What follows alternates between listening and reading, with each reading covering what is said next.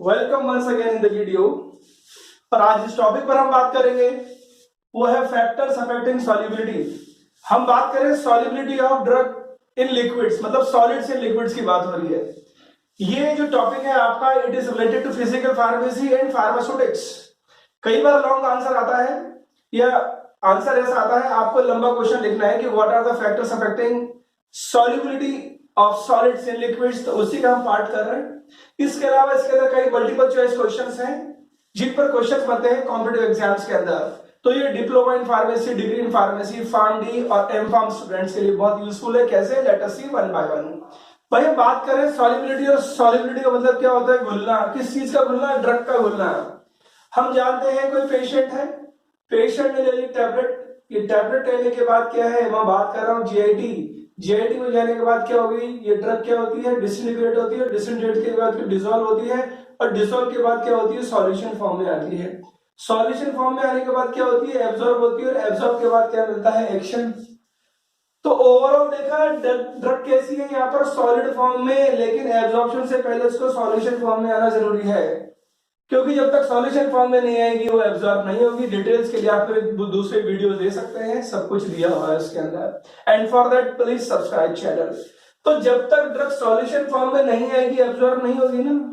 तो solution form में क्यों नहीं आ रही है? क्योंकि ड्रग सॉल्युबल नहीं है। तो मुश्किल ये है फार्मेसी के अंदर कि ज्यादातर ड्रग्स इनसॉल्युबल हैं, और यही प्रॉब्लम सबसे होती है कि drugs are poorly water soluble. तो इस पुअरली वाटर सॉल्युबल ड्रग को अपने को क्या करना है? वाटर सॉल्युबल बनाना है। और इसीलिए जो टॉपिक है वो है what are the factors which effect solubility, या फिर अगर मुझे इन फैक्टर्स की जानकारी होगी तो जो पुअरली वाटर सॉल्युबल ड्रग है उसकी मैं सॉल्युबिलिटी बढ़ा सकता हूं। अब ये कैसे संभव है? Let us see one by one. तो ये तो आपके सामने सिर्फ मैंने एग्जांपल दिया था टैबलेट का। अगर पेशेंट को लेना है इंजेक्शन फॉर्म के अंदर भी, तो इंजेक्शन तो मेन लिक्विड प्रिपरेशन है, मेनली बात कर रहा हूं, तो वहां पर भी तो ड्रग सॉल्युबलाइज होनी जरूरी है ना। अब वहां पर भी पुअरली वाटर सॉल्युबल है, तो मेरे को जानकारी जरूरी है कि वहां पर भी सॉल्युबिलिटी बढ़नी चाहिए। तो अब बात कर रहे थे कि सपोज ये बीकर है या कोई भी कंटेनर है, इस कंटेनर में तुमने क्या डाला? ड्रग डाल दिया। ओके, ड्रग डाल दिया। किसके अंदर? ये कोई एक सॉल्वेंट है, और सॉल्वेंट में आपने क्या डाल दी? सॉल्वेंट में आपने ये ब्लू कलर की ड्रग डाल दी। अब कौन कौन से फैक्टर्स जो अफेक्ट करते हैं तो रटने की जरूरत ही नहीं है। देखिए, factors related to the drug, ठीक है, factors related to the drug हो गया। फिर ये सॉल्वेंट है यहां पर अंदर, तो factors related to the solvent, ठीक है, factors related to the solvent. अब इसके अलावा ये जो ड्रग डाली है ये प्योर तो डाली नहीं है, हम डोजेस फॉर्म में भी डालते हैं ड्रग को। तो कहने का मतलब ये जो ड्रग है अगर डोजेस फॉर्म में डाली है, और डोजेस फॉर्म के अंदर क्या होते हैं? और भी इंग्रेडिएंट्स होते हैं। तो factor related to formulation, ingredients और एक्सिपिएंट्स, तीन फैक्टर हो गए। और चौथा फैक्टर कौन सा है भैया? आसपास टेम्परेचर का भी तो असर पड़ता है, प्रेशर का भी तो असर पड़ता है, क्योंकि अगर मैं गर्म पानी के अंदर चीनी डालूंगा तो बहुत जल्दी घुल जाएगी। ठंडे दूध के अंदर अगर मैं चीनी डालूंगा और उसको रख दो तो मतलब वो घुलने में समस्या होती है। तो आप खुद समझते हैं कि as soon as the temperature is increase, solubility increases, बहुत कॉमन कंसेप्ट है। तो चार फैक्टर्स हैं, पहले देखते हैं फैक्टर्स वन बाय वन, और फिर हम देखेंगे उनको डिटेल के अंदर कि how this factors are important. तो पहले देखते हैं an listing of factors. Factors related to the drug, उसमें है size of the drug, shape of the drug and surface area. इसी के अंदर दूसरा है physical form of the drug, जैसे salt form of the drug, crystalline form of the drug या amorphous form of the drug. फिर आता है physiochemical properties of the drug, उसमें आता है melting point, molecular weight, dissociation constant. फिर next आता है इसी के अंदर स्ट्रक्चरल फीचर्स ऑफ ड्रग, वो हम देखेंगे भी डिटेल के अंदर। अब आता है second factor, factor related to solvent, जो हम बात कर रहे थे, type solvent, nature of solvent या पोलैरिटी ऑफ सॉल्वेंट। इसी के अंदर नेक्स्ट आता है पीएच ऑफ द मीडियम, जो जिस सॉल्वेंट के अंदर आप ड्रग घोल रहे हो उसका पीएच क्या है। फिर आता है वॉल्यूम ऑफ सॉल्वेंट, तो ये तीन फैक्टर्स है इसके अंदर। थर्ड फैक्टर आता है एनवायरमेंटल फैक्टर या एक्सटर्नल फैक्टर्स, जैसे टेम्परेचर। और चौथा आता है फॉर्मुलेशन, इंग्रेडिएंट्स या excipients which are present in the dosage form. तो ये तो बात हुई किसकी, एनलिस्टिंग की। देखिए देयर आर मेनी फैक्टर्स, और ये चैप्टर अपने आप में, ये टॉपिक अपने आप में बहुत डिटेल्ड है, काफी रिसर्च हो चुकी है। हम सिर्फ बेसिक कंसेप्ट लेंगे और सुपरफिशियल जाएंगे, डिटेल में नहीं जाएंगे। आपको डिटेल में जाना है तो ऑलरेडी जो वीडियोस हैं अपलोडेड हैं बायोफार्मास्यूटिक्स के अंदर, वहां पर डिसोल्यूशन और फैक्टर अफेक्टिंग डिसोल्यूशन दिखाया हुआ है, आप वहां से डिटेल ले सकते हैं। So let us start one by one factors. देखिए पहला हम करेंगे factors related to the drug. जो ड्रग आपने बीकर में डाली वो घुल में रही थी, लेकिन हमें घोलना है, तो उसके अंदर पहला आता है देखो साइज। भैया साइज का मतलब आप समझते हो, छोटी साइज और बड़ी साइज। अब देखो यहाँ पर दो चीज है। सपोज अगर ड्रग को मुझे घोलना है, ये ड्रग का स्ट्रक्चर है, भैया ड्रग का स्ट्रक्चर ऐसा नहीं होता है, ये सिर्फ बताने के लिए है। अगर मैं ऐसा भी बोलूं कि ड्रग का स्ट्रक्चर ऐसा होता है, तो ऐसा होता नहीं है, क्योंकि ड्रग कैसे आती है, हम तो उसका साइज रिडक्शन करते हैं, और जब साइज रिडक्शन करते हैं तो वहां पर अलग अलग प्रोसेस हैं जो आप जानते हो।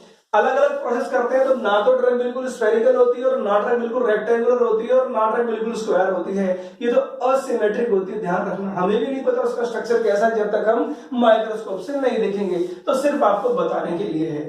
तो बात हो रही थी साइज की। अब जो साइज है ड्रग का, वो ज्यादा भी हो सकता है, कम भी हो सकता है, मतलब साइज बड़ा भी हो सकता है, कम भी हो सकता है। तो सपोज ये साइज है, हुआ यूं कि एक तो ये साइज ए ड्रग और एक बी ड्रग, उसकी साइज यूं है, इस तरीके से।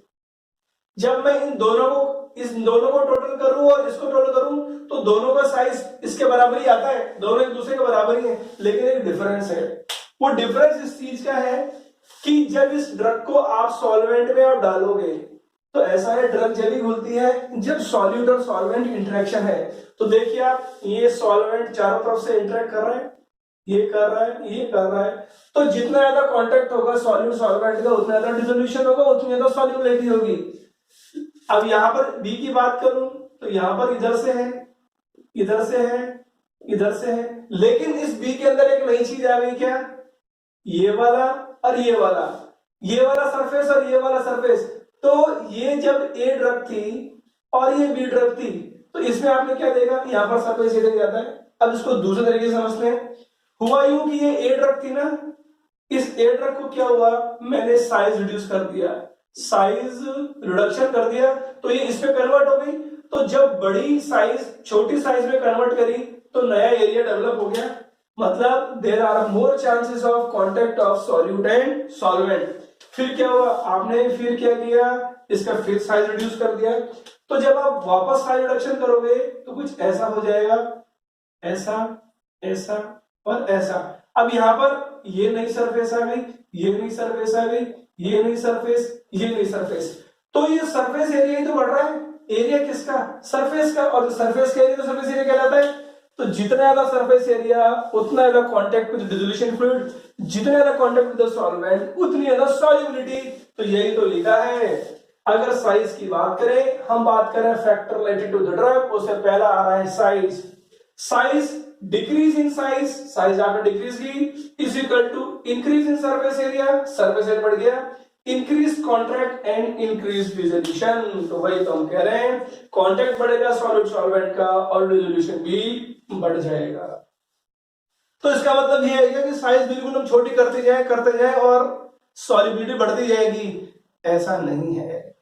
होता क्या है कि जैसे जैसे आप उसको साइज रिडक्शन करते जाते हो, होता क्या है, जो आपके पार्टिकल्स हैं उन पार्टिकल्स पे चार्ज डेवलप होना स्टार्ट हो जाता है। इसका मतलब यह है कि the solubility bye size reduction can be increase but up to a limit only, because beyond that charges are developed on the surface of particle, और उसके बाद solubility कम हो जाती है। तो it is only written decrease in size is required up to a limit only, या फिर decrease in size it results increase in solubility up to a limit only because particles are charged and there is decrease in solubility, या solubility is decreased। तो ये तो बात हुई किसकी, size की। अब बात करते हैं इसके अंदर शेप। तो आपको एक ही चीज याद रखनी है कि पार्टिकल्स असिमेट्रिक भी होते हैं और सिमेट्रिक भी होते हैं।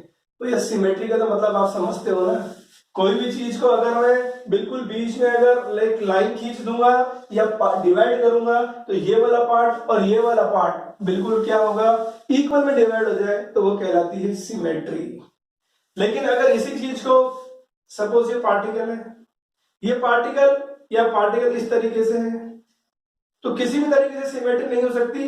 तो अगर बीच में यहां करूंगा तो एक तरफ ज्यादा पार्ट आएगा, एक तरफ कम पार्ट आएगा, तो ये कहलाता है असिमेट्रिक पार्टिकल। आपको एक ही चीज याद रखनी है, अगर शेप की बात करें पार्टिकल की तो asymmetric particle are more soluble than symmetric particle. तो ये है अपना साइज, शेप और सरफेस एरिया की बात।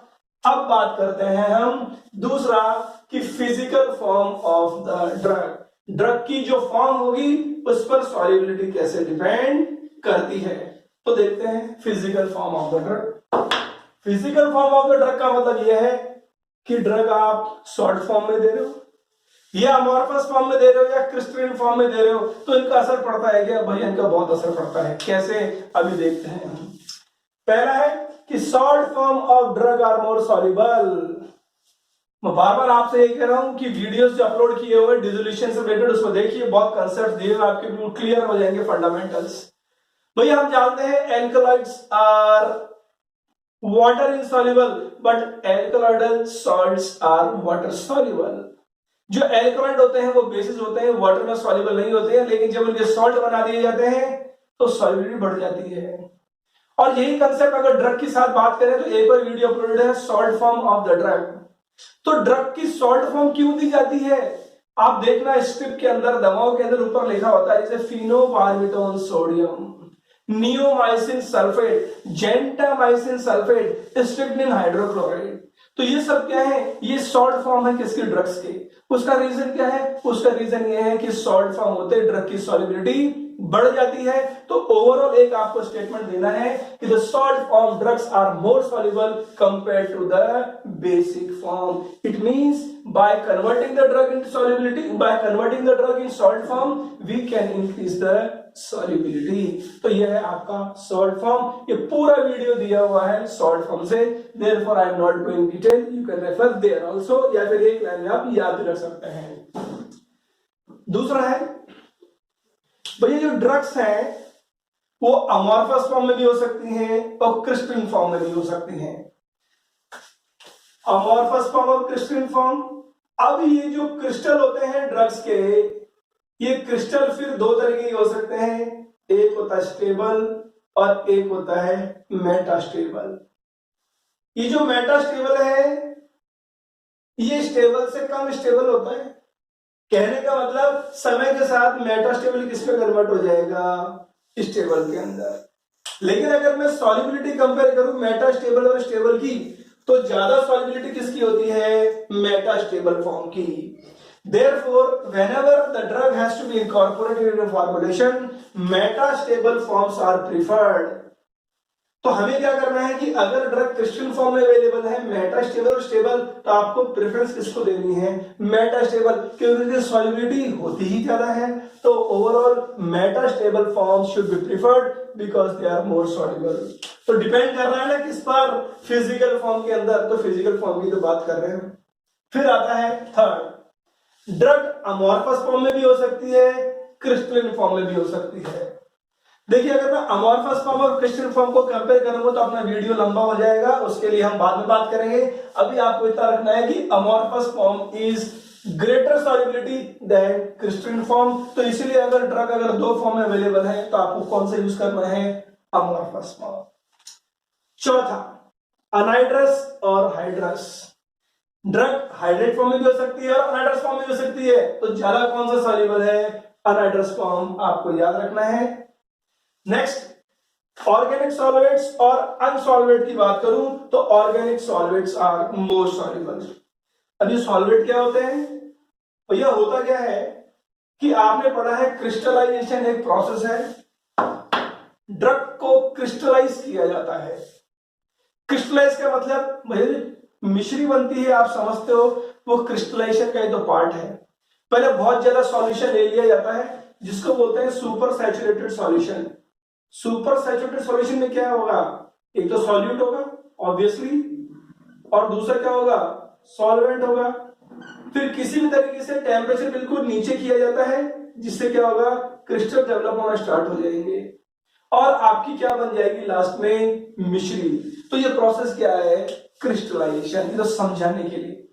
लेकिन कई बार आपने देखा होगा कि जो ड्रग्स होती हैं, ड्रग्स पे लिखा होता है कॉपर सल्फेट 5H2O। अब ये 5H2O क्या है, इसे बोलते हैं सॉल्वेंट ऑफ क्रिस्टलाइजेशन। मतलब जब क्रिस्टल बन रहा था तो सॉल्वेंट अंदर आ गया, पर वही कहलाता है सॉल्वेंट ऑफ क्रिस्टलाइजेशन। तो आप क्यों बता रहे हो सर, वो इसलिए बता रहे हैं कि ये जो चीज बनती है ना, इसी को बोलते हैं क्या, सॉल्वेट। ये क्या बनता है, मतलब यहाँ पर कॉपर सल्फेट 5H2O की बात करूं, यहाँ पर 5 मॉलिक्यूल आ गए वाटर के इसके अंदर। ऐसे अगर 7H2O तो 7 मॉलिक्यूल्स आ गए। तो कई ड्रग के साथ ऐसा होता है, आप देखिएगा उनके नाम के अंदर। तो हम बताना ये चाहते हैं कि अगर ये वाटर है तो वो कहलाता है हाइड्रेट, मतलब सॉल्वेंट। जब ये क्रिस्टल बन रहा था तो पानी के अंदर क्रिस्टल बना है, लेकिन जरूरी थोड़ी वाटर के अंदर है, यहाँ पर तो ऑर्गेनिक सॉल्यूशन, ऑर्गेनिक सॉल्वेंट भी हो सकता है। तो यही तो हम कह रहे हैं कि अगर सॉल्वेंट ऑर्गेनिक का है तो वो कहलाएगा ऑर्गेनिक सॉल्वेंट, और अगर नहीं है, सिंपल बना है, तो अनसॉल्वेटेड। तो आपके पास ड्रग के अगर दो फॉर्म आते हैं, ऑर्गेनिक सॉल्वेट और अनसॉल्वेटेड, तो किसको प्रेफरेंस देनी है आपको, ऑर्गेनिक सॉल्वेंट्स की, because organic solvents are more water soluble. तो आपको समझ में आ गया होगा ये वाली चीज। अब आते हैं नेक्स्ट, ये है आपकी की physico chemical properties. Physico chemical properties में हमने क्या किया है, यहां पर 3 चीज कवर की है। एक है आपका मेल्टिंग पॉइंट, एक है आपका मॉलिक्यूलर वेट, और एक है आपका डिसोसिएशन कांस्टेंट। तो पहला बात करते हैं हम मेल्टिंग पॉइंट। भैया मेल्टिंग पॉइंट क्या होता है, जहां पर सब्सटेंस पिघल जाए। शुरू में क्या था, जब सब्सटेंस सॉलिड था तो जो आपके मॉलिक्यूल्स थे उसके बीच में बहुत अच्छा इंटरेक्शन था। देवर उनके अंदर जो फोर्स ऑफ अट्रैक्शन जिसको बोलते हैं ना, और क्योंकि लाइक मॉलिक्यूल्स है, और तो लाइक मॉलिक्यूल्स के अंदर कौन सा फोर्स होता है, फोर्स ऑफ कोहेशन। तो जितना ज्यादा फोर्स है उतना ज्यादा आपको टेम्परेचर बढ़ाना पड़ेगा। क्यों, क्योंकि आप बॉन्ड ब्रेक करना चाहते हो, और जैसे बॉन्ड ब्रेक होंगे वो टूटना स्टार्ट होगा, तभी तो क्या होगा, वो सब्सटेंस आपका मेल्ट होगा। तो यही तो है, the melting point is an indication of cohesion between the molecules. जिस ड्रग की आप बात कर रहे हो, मतलब अगर हाई मेल्टिंग पॉइंट मतलब लो सॉल्युबिलिटी है ना, बिल्कुल। क्योंकि अगर इस ड्रग, सपोज ये ड्रग है, अगर मुझे डिसॉल्व करना है तो ये ड्रग कब डिसॉल्व होगी, जब ये वाला पार्टिकल, ये वाला पार्टिकल, ये वाला और ये वाला अलग अलग हो जाए। अगर मैं इनको बीकर में डालता हूं तो अब अलग अलग करने के लिए ये बॉन्ड टूटना जरूरी है ना। अभी बॉन्ड जितना ढीला होगा उतना जल्दी पार्टिकल चले जाएंगे, उतनी जल्दी सॉल्वेंट बढ़ जाएगी। लेकिन मुझे ज्यादा एनर्जी लगानी पड़ रही है, क्यों, क्योंकि मेल्टिंग पॉइंट बहुत हाई है। तो यही तो लिखा हुआ है, जितना ज्यादा मेल्टिंग पॉइंट उतनी लो सॉल्युबिलिटी। तो मेल्टिंग पॉइंट से आपको आइडिया लग जाएगा कि ड्रग की सॉल्युबिलिटी ज्यादा है या कम है। So this is how the factor of melting point affect the solubility. अब फिजिकल प्रॉपर्टी में बात कर रहे हैं मॉलिक्यूलर वेट की। मॉलिक्यूलर वेट में जितना ज्यादा मॉलिक्यूलर वेट होगा सब्सटेंस का, उतना पुअरली वाटर सॉल्युबल होगा।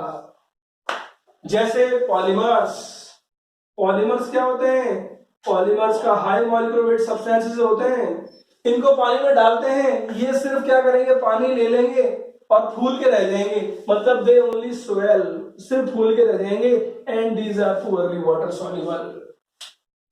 आता है थर्ड इसके अंदर डिसोसिएशन कांस्टेंट। अब डिसोसिएशन कांस्टेंट एक अलग लेक्चर है, आप देखिएगा चैनल पे है। डिसोसिएशन कांस्टेंट का मतलब यह है कि कितनी आसानी से अगर ये ड्रग है तो इसको 2 पार्ट में तोड़ दूं, इधर और इधर, ये उससे रिलेटेड है डिसोसिएशन कांस्टेंट। तो आपको ओवरऑल अभी इस लेक्चर के लिए एक स्टेटमेंट याद रखना है कि ionize things are more water soluble. तो जितनी ज्यादा आयनाइज हो जाएगी, जितनी चीज आयनाइज अवेलेबल है वो ज्यादा सॉल्युबल है। Overall one statement you have to remember.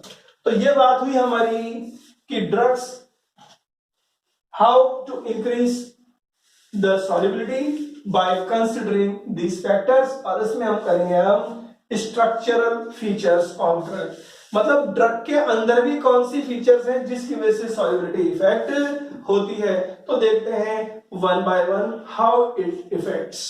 पहला देखते हैं फंक्शनल ग्रुप्स, कौन से फंक्शनल ग्रुप अटैच हैं, क्योंकि फंक्शनल ग्रुप के अंदर तो क्या है, वही तो मेन काम करते हैं बॉन्डिंग का। तो yes, the functional groups they are responsible for hydrogen bonding, या फिर they take part in the hydrogen bonding and therefore they increase the solubility. इसका मतलब तो ये हुआ, ज्यादा फंक्शनल ग्रुप होंगे तो सॉल्युबिलिटी बढ़ेगी, यही तो है। Increase functional groups result in increase solubility, for example presence of hydroxyl groups in sucrose, glucose, glycerol, they increase the solubility of drug। तो ड्रग के अंदर अगर ये इनकॉर्पोरेट कर दें तो सॉल्युबिलिटी बढ़ जाएगी, बिल्कुल बढ़ जाएगी। फिर चीज आती है कि फंक्शनल ग्रुप्स का है, लेकिन फंक्शनल ग्रुप के अलावा उस ड्रग के अंदर कुछ सब्स्टिट्यूएंट्स भी तो आ सकते हैं ना, बिल्कुल सब्स्टिट्यूएंट आ सकते हैं, और वो सब्स्टिट्यूएंट लिपोफिलिक भी हो सकते हैं, वो हाइड्रोफिलिक भी हो सकते हैं। The substituents present in the group, they may be hydrophilic, means polar in nature, they may be hydrophobic, means non-polar। और अगर यहां पर बात करें इन दोनों में कंपैरिजन में, अगर हाइड्रोफोबिक या नॉन पोलर जितना ज्यादा होगा, मतलब जितनी लेंथ बढ़ाओगे सॉल्युबिलिटी क्या हो जाएगी, कम हो जाएगी, क्योंकि हम जानते हैं जो कार्बन चेन है जितनी ज्यादा बढ़ेगी, आपको पता है उसके अंदर वाटर सॉल्युबिलिटी कम होती जाएगी। तो ये वाले फैक्टर्स थे factors related to the drug. अब हम बात करेंगे factors related to the solvent. अब factors related to the solvent की हम बात करें तो आपके सामने these are the factors related to the solvent. उसमें देखते हैं किस तरीके से इफेक्ट होता है। तो पहला कौन कौन सी चीज आपको कंसिडर करनी है, solubility of drug is due to polarity of the solvent. तो यही तो लिखा है इसके अंदर, टाइप, नेचर एंड पोलैरिटी, वही वाला फैक्टर यहां पर कंसिडर हो रहा है।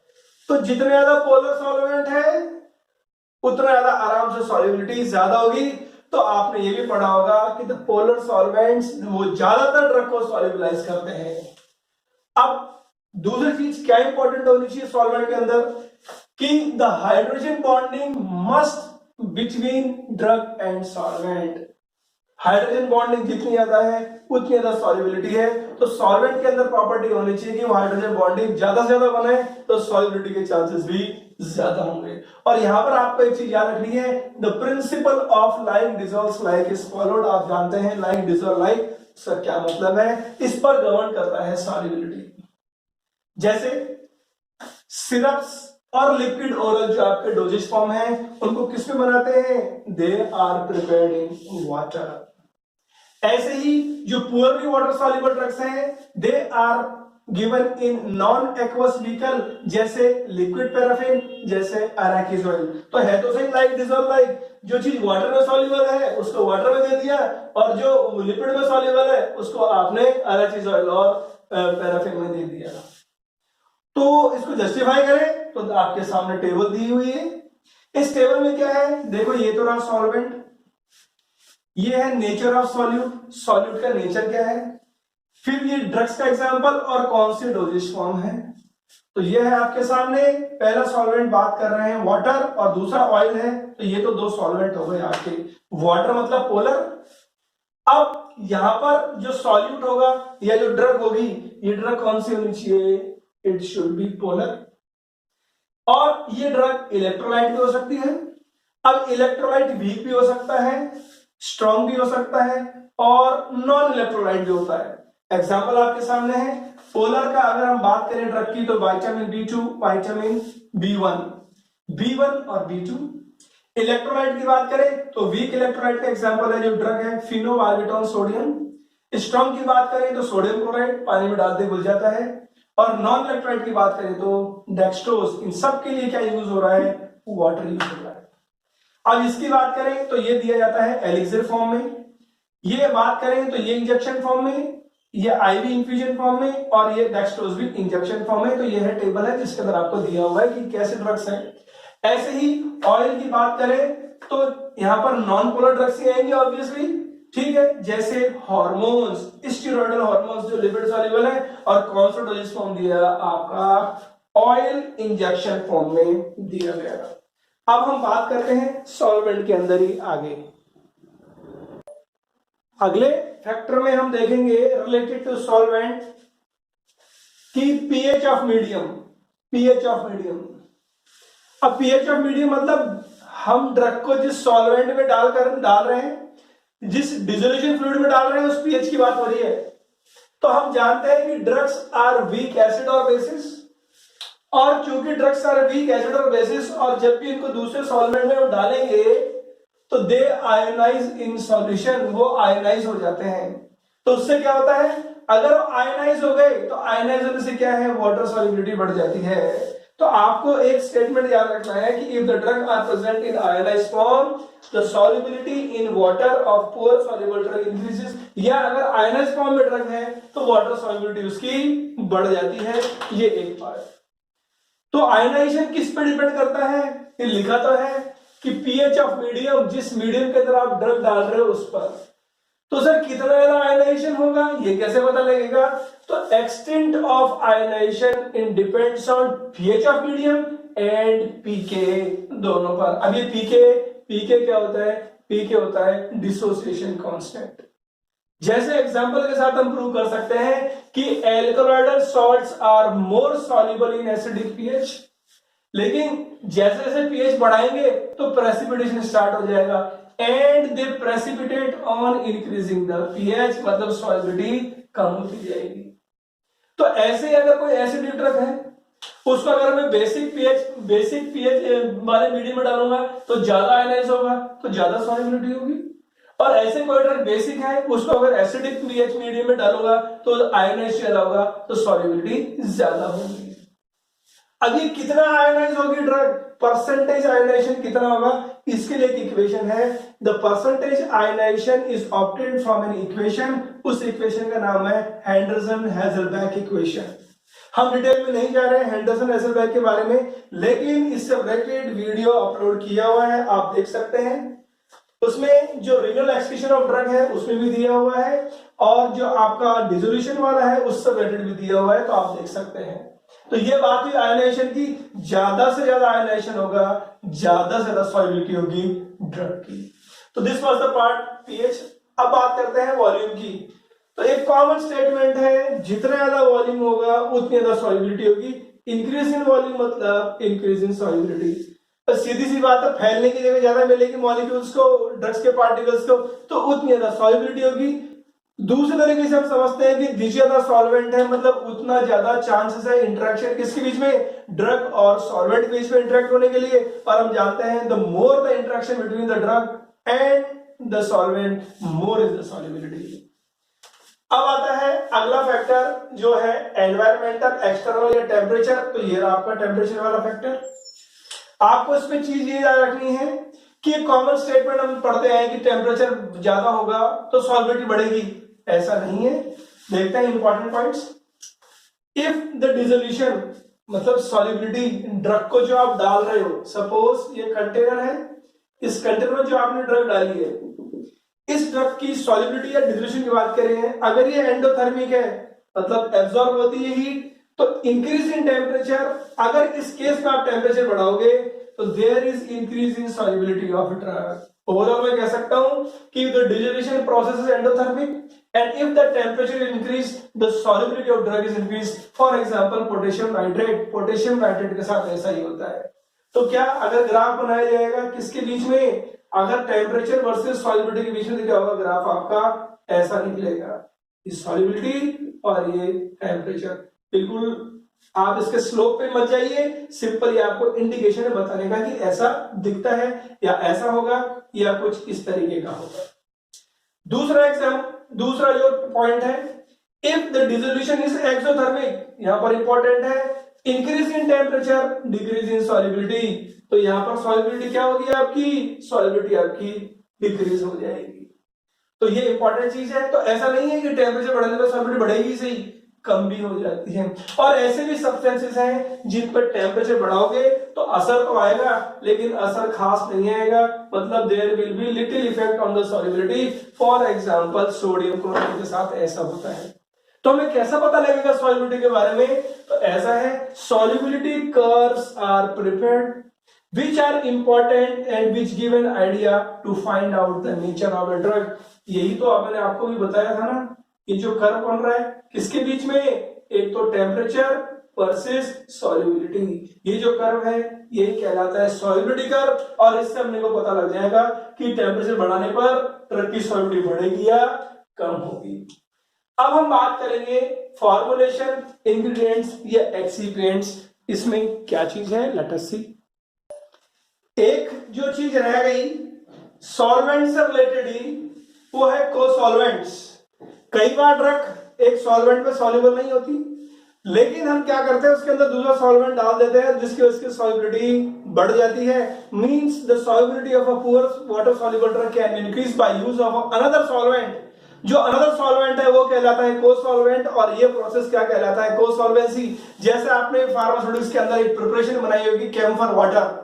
कैम्फर पुअरली वाटर सॉल्युबल है, लेकिन जब कैम्फर वाटर बनाते हैं आईपी 1966, पहले कुछ अमाउंट लिया जाता है अल्कोहल का, और अल्कोहल का मतलब होता है इथाइल अल्कोहल। मैं पहले भी आपको वीडियो लेक्चर से बता चुका हूं।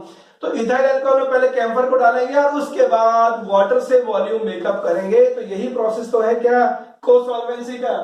तो को-सॉल्वेंट्स अब देखते हैं वन बाय वन।